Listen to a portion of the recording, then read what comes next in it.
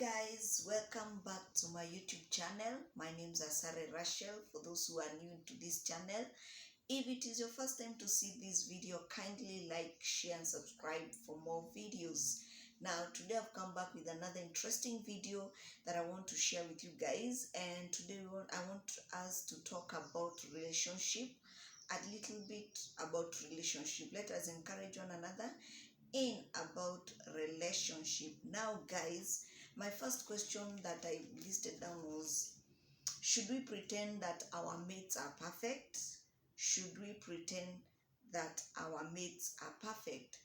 Okay, relationships are many, and before I answer that question is that there is a relationship between a friend and a girlfriend and a girlfriend. That is a male to male friendship.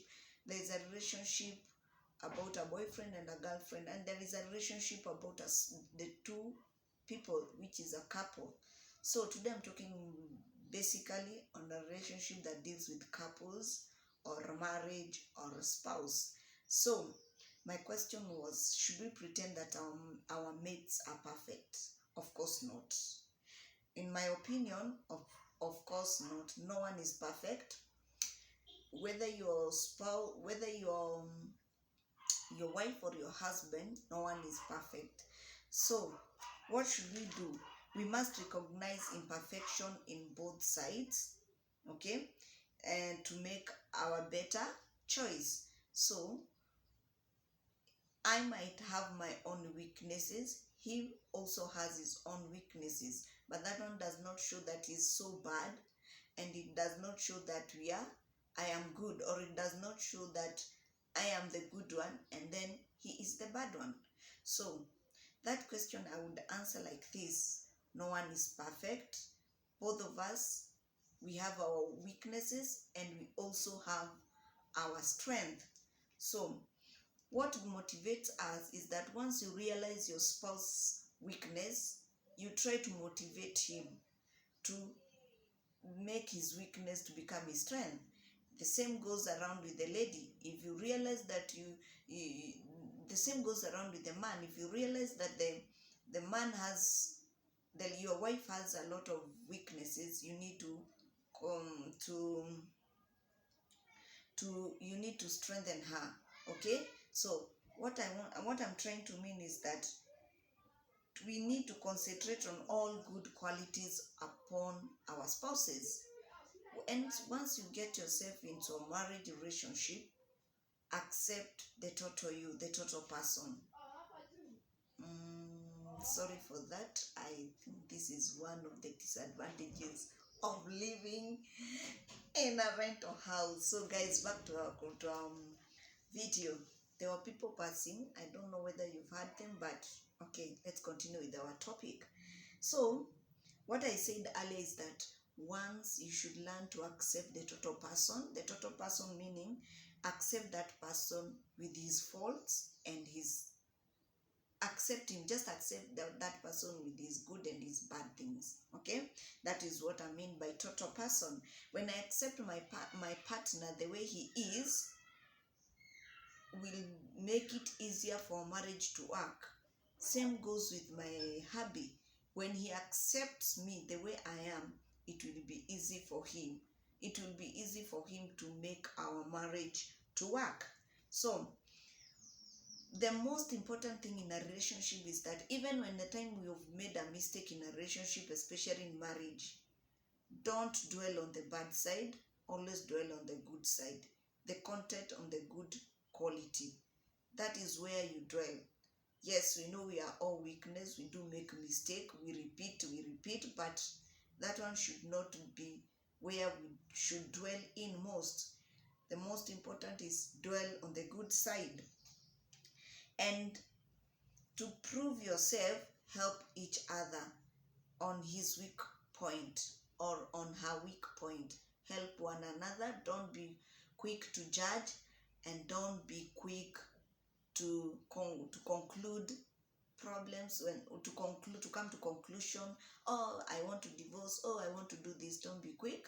So sometimes it is good to be patient with one another, learn to appreciate one another, and be patient and have a forgiving heart. One thing I've come to realize in marriage is that if you don't have a forgiving heart, you can't survive that marriage. And that is a free thing that I'm telling you guys. If you don't have a forgiving heart, you cannot forgive. And then there is this forgiving, you forgive at this point, but you've carried it in your heart. Again, that one is a very difficult thing. If you're kind of such a person that you carry things, you keep on reminding your spouse, you did that, I did that, you don't forget. Again, it becomes an obstacle for a marriage to work. So what I want to say in short is that help your partner, help one another, but most dwell on the good side, which will be able, when you deal in good side, it will be able to build up your marriage. So I want to share with you some of the nagging things that can cause your marriage, some of the destructive things that can cause your marriage. And number one thing is the nagging. If you're a kind of that woman that likes nagging. By the way, most people tend to think that majority are women who become nagging, but also there are some men that are nagging. So in your marriage, if you tend to become that person that is a very nagging person, a nagging wife is as annoying as the constant dripping on a rainy day. Trying to stop a complaint is trying to stop the wind. That is in the book of Proverbs, chapter 27, verse 15 and 16. Okay? Avoid nagging. Nagging really causes our marriage, okay? Complaining, you're always nagging. You did not buy this. You see the mistake you did. You did not come with this, Nagging can cause our marriage. In anything that we need to do about nagging is abstain from nagging.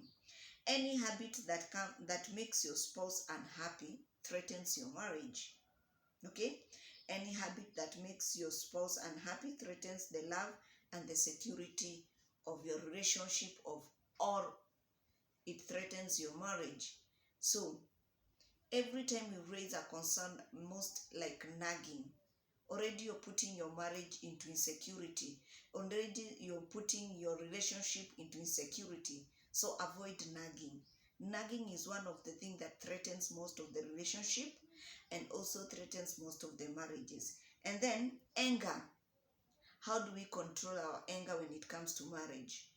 Most people do walk away, like they do walk away. If you become angry, he just walks away. And I respect that. Walking away can sometimes give another person a chance to heal. And walking away, it doesn't mean that you're weak. It doesn't mean that you're afraid to tackle your problems. But sometimes it gives, like if you're that person who has an anger, you're easily to fight or you're easily to throw something. Sometimes it is good to walk away and go out, take a walk, cool yourself down, then come back and solve your issues.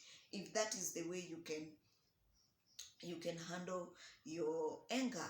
And there's those who don't talk, they just keep quiet for a period of a while, and then they can come and talk it out. Like I do keep quiet. I don't argue that moment, and then it gives me a period of time. Keeping quiet does not mean that I'm weak. It gives me a period of time of rethinking myself and knowing where the problem is. And then such people, they tend to come back and solve their issues when they are in a cool situation. And then we have this spouse that they can never cool down when they are in anger. Now these people, they really need, if you have such a kind of a person, I don't know how to deal with that, but in my opinion, sometimes it is good to keep quiet and let them do whatever they do, and then allow them to cool down, and then you can solve your issues. Because there are those people, when you try to solve issues when he's in anger, you're creating problem. So dealing with anger, anytime anger succeeds in your marriage, it destroys it. So how to deal with anger? There are three ways. You can either choose to walk away, you cool down, and then you can come back and sort out your things. There is another one that you can decide, if you're wise enough, or both of you are wise enough, you can decide to solve it there and then. That will be great also. And another thing is that you can decide to keep quiet for a while, like I said, like me.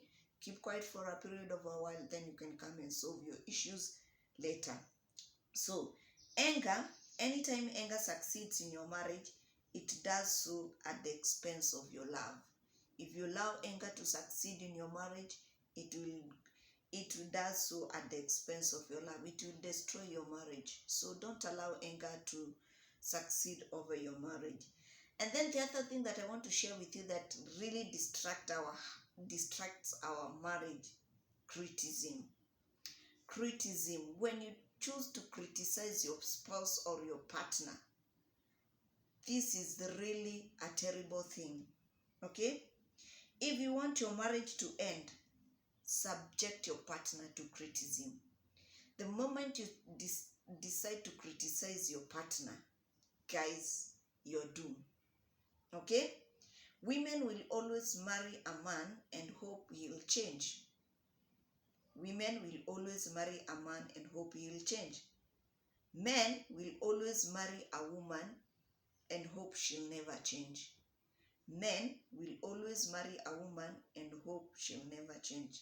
Guys, that is a wrong method. You can never change a person the way he is. Only God can change that person. But you can never. So don't get yourself into a relationship or into a marriage thinking that you'll change that man or that lady. It can't work. All we need to know is that when you get yourself into marriage, learn to number one, you should learn to accept that person the way he is. But don't pretend that you're going to change him. If God did not change that person, do you think you can really change that person? Really, guys? No, I don't see it working. So once you get yourself into marriage, accept that person the way he is. Accept that person. You are the one who chose that person. So deal with that person the way he is. But don't try to change that person. So when you start changing your person, that is number one, criticism. You're trying to show him that he's not good enough. And you're trying to make him good enough. Okay? So before you change that person, before you plan to change that person, think about yourself first. Think about that person. If you met that person with him being not changed, do you think you can change him? No, you can't. You have to live with that person the way he is. And also pray God to change him. Like I said earlier, only God can change a person, but not a person to change a person. Okay? So for your marriage to work, involve God in. And then, the changing your spouse process is a fake thing. Like I said earlier, the changing your spouse process is a fake thing. You can never change a man who you found the way he is to be another different man. The same goes to the lady. You can never change a lady the way you found her. Ladies will always be the way she is. You married a lady who loves money, that is how she is. You have to deal with that situation the way it is. You married a man who is a violent man, a fighting man, you can never change him. No matter how many presents he will buy for you, he will never change. You know, most of us, we find ourselves in a very difficult marriages because we hope that things will change. And I'm sorry to say so, but they don't change. If you marry a violent man who battles you every day, and then tomorrow he comes to you with a present, that is a lie. That man will never change. He will give you today a watch, tomorrow he'll take you out, and then the other day will beat you again. So don't get yourself into a marriage hoping to change a person.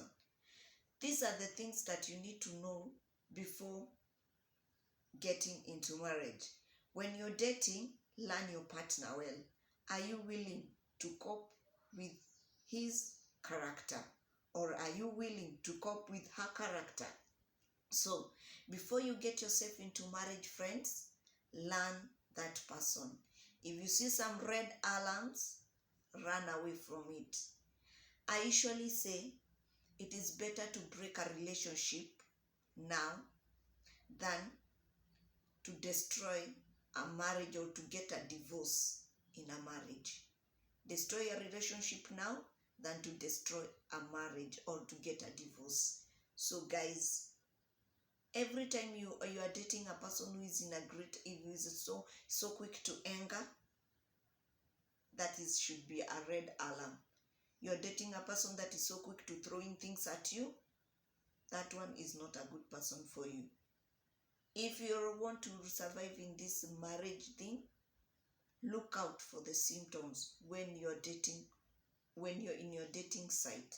Look out for the symptoms that can tell you what kind of a person he is. Then think on, before criticizing your spouse or your wife, think first.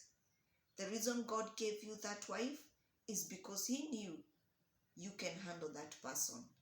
The reason God gave you that husband, he knew you are able to handle his scenario. So think on, before criticizing him or her, think first. You must remember it may have been those very defects which prevented her from getting a better person, and he chose you. I say, you must remember it may have been those very defects which prevented him from getting a better person, and that is why he married you. So before you turn down your spouse and criticize him and call him all sorts of kinds of names, remember that God gave you that person for a reason. So guys, what do you think about relationship? Relationship should not be as an enslaved one. You should be in a relationship that you are able to give out your thought. You should be in a marriage that you are able to share out your thought. You are able to give out your views, okay? Not him always. You know, when men marry, they intend to think that women need to submit to every decision they make. No, it doesn't work like that.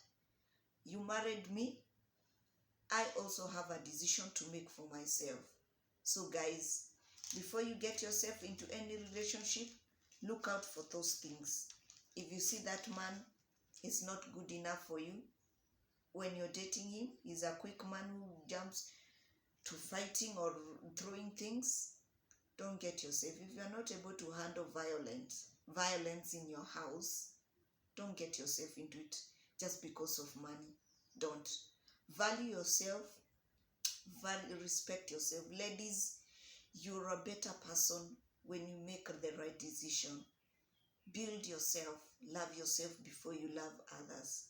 Even that your spouse of yours, before making decision to marry him or her, love yourself first. Know yourself what kind of a relationship you want to be. Know yourself what kind of marriage relationship that you love it to be. Do you want to be in a relationship where kids are seeing you being battered? No. No one desires such life. We all desire good life. We all desire that our kids should grow in a good environment. So don't allow anybody to subject you to an environment that will cost up your life, to an environment that will cause shame to your children. Don't allow it. Walk out into any marriage that does not suit you well. And if that person is willing to change, then well and good. But pray. You can never change a person. Only God can change that person. And then there's this thing that says, loved and cherished. Every woman yearns to be loved in a special way, to feel loved and cherished. This goes same to the man. Every time you're in a relationship or in a marriage, We all desire to be loved and cherished. Whether you're a man or a woman, no one desires to be hated in a marriage. No one desires to be criticized. Both of us, we desire the same thing. So, allow, when you're in a relationship, note for those signs. Accept to be loved and cherished. Don't be in a relationship where a person does not love you anymore or even cherishes you. Don't waste your time with that person. So, first of all, love yourself, and then the person who wants to love you should be able to love you and cherish you. Every woman needs security. She looks for a reassurance regarding to the place in her husband's affection. No woman wants a weak man, and no woman wants a man that is a failure. We all look up to that woman, to that man that gives us security, that gives us assurance, love. That is the man that all women desire to have. A man that will stand with him regardless of whatever situation she is. A man that will protect his woman from any evil things or any bad company, or even a man that will always protect his woman against evil in-laws, such kind. That is everything that any woman would love in a man. So, regarding a place, any woman looks for reassurance regarding a place of her husband's affection by asking him to do something for her. If you see your woman is asking you to do something for her, know that that woman loves you and she cherishes you more. If you're in a relationship where your woman does not request anything from you, she does everything for herself, you're in great danger. A true love from a woman will always ask his husbands to do something for her. So if you're in a relationship and you find out that your woman does not question anything for you, does not request anything from you, and is a woman, that is an alarm. You should check out and look on what's going on. So, a woman will love his husband's affection by asking him to do something for him. His willingness serves as a measure of his love. When I ask something from my husband to do for me and then he does it, it reassures me of his love. But if you see a man that you're asking, you keep on pressing him to do something for you and he does not do it, that man doesn't love you. He doesn't love you. But the moment that man does something for you, after you've requested it, that man loves you and respects your decision and he respects you for what you are. So guys,